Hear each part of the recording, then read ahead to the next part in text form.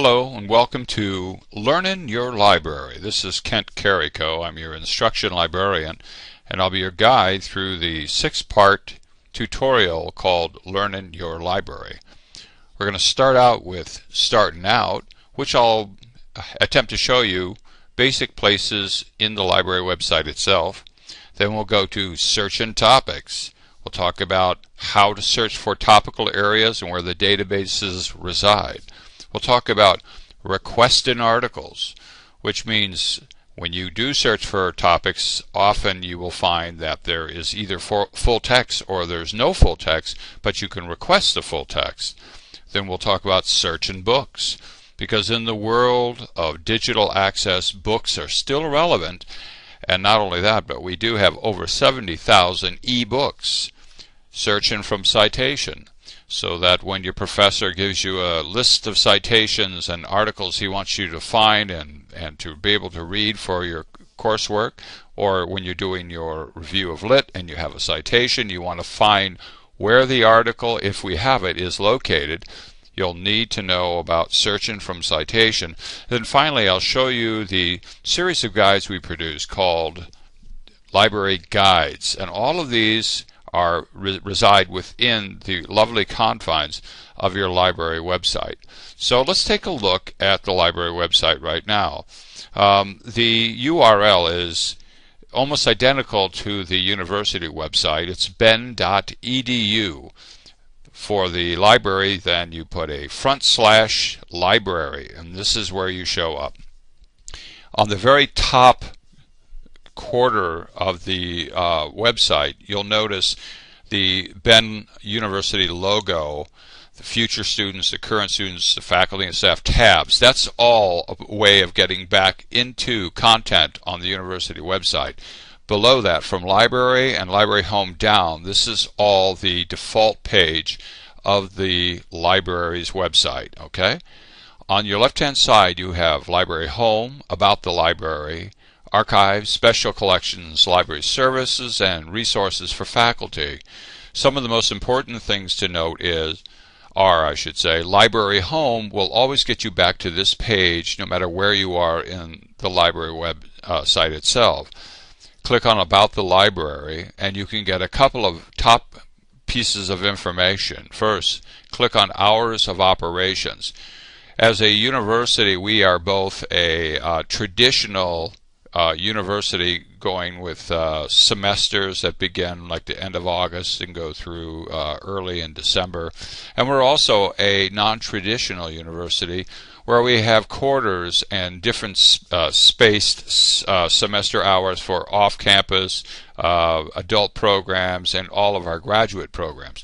So you need to know when the library is open, especially when you have a direct question you'd like to ask. So check the library hours, the Lyle library hours.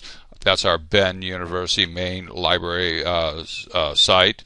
Springfield Becker, that's our satellite library in Springfield, Illinois. And holidays, events, and exceptions will give you the lowdown on what our schedules are for the upcoming holiday season. For example, Labor Day, we are closed Saturday, September 3rd through Monday, September 5th. So you need to know that so that you have the option of finding or getting help through a non-traditional manner, and I can help you do that.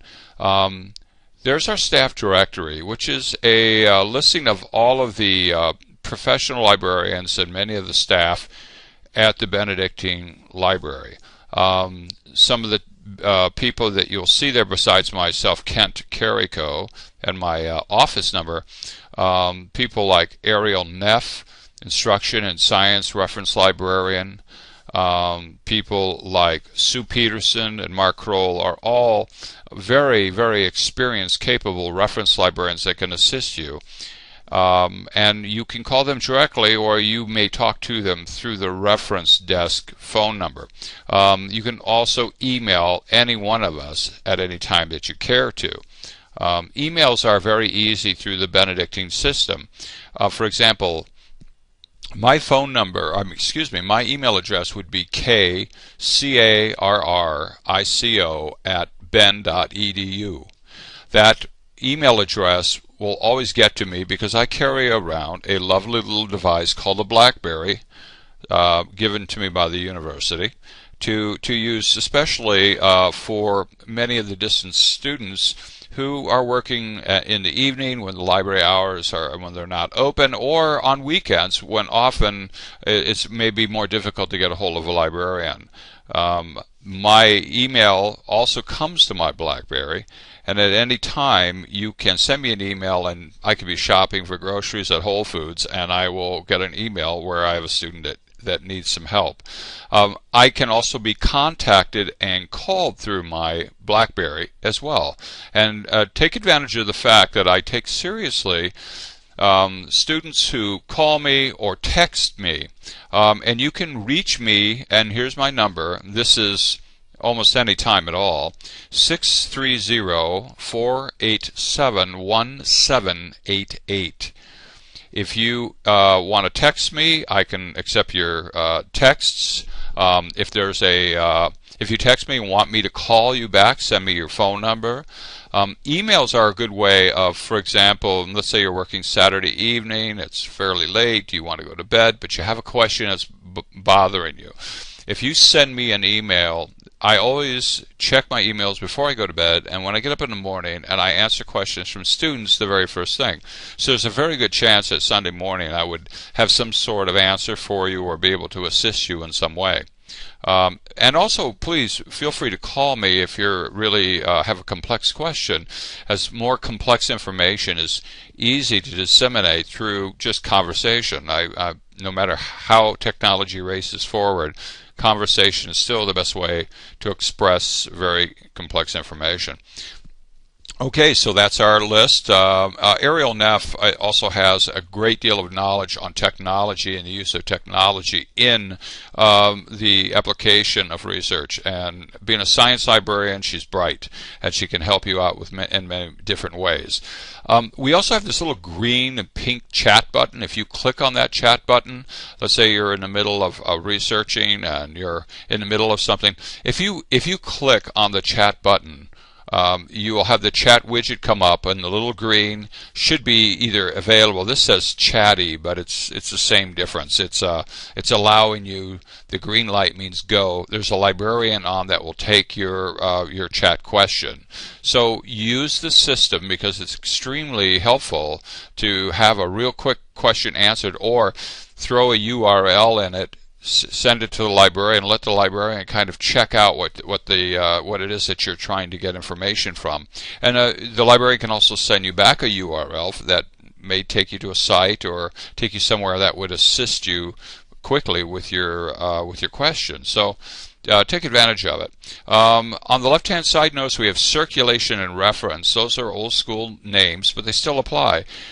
Any number at circulation will get you to a human being during our business hours, and that person can always forward you to the more obvious choice for answering your question. Or call reference. We're always personed by on the reference desk during our library hours. So if we're open and it's 8 o'clock on a Friday, well, it wouldn't be Friday, but it'd be, let's say at 8 o'clock on Sunday during regular traditional semester hours towards the end of August, you could always get a hold of the librarian at that time. Remember, check the hours to be sure that we're there, so we don't drive you crazy. If we're not there, please feel free. Give me a call or send me an email, and I will respond to you. I love doing that, and I do it all the time. Okay, so let's go click back to the library home here.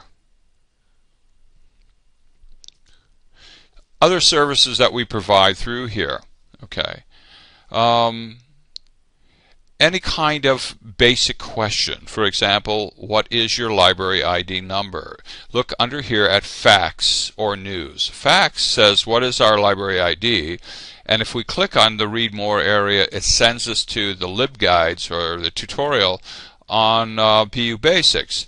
And right here, what is my library ID shows you the back of your Benedictine University ID card. And when you reverse that, and you'll see a barcode, and right below that barcode is a 14-digit library number, and that number is comprised of two numbers. It has the library prefix, which is 2281100, and it has your 7-digit student ID number, also known as the B number. And the library ID number is 2281100 plus your 7-digit student number. For example, if you were B1234567, your student ID number, your library ID number, I should say, would be 2281100 1234567. It's as simple as that. So we'll go back to the library website. So that gets you through security and allows you to request things when there seems to be no full text access. Okay, this is a good way to start out. And what we'll do is we'll take a look at searching topics, or as I call it, searching topics. And we'll use the articles tab, and we'll do this in the second part of Learnin Your Library.